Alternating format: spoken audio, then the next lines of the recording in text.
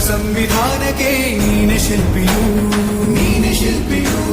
ದಾರಿದೀಪವು ನೀನೆ ಕಲಿಸಿಕೊಟ್ಟೆ ಸಮಾನತೆಯನ್ನು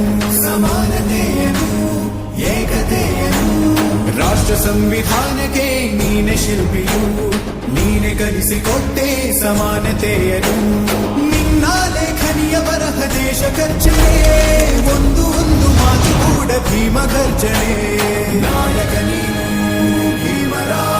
ಮಹಾನಾಯಕ ನೀನು ಭೀಮರ ನಾಯಕ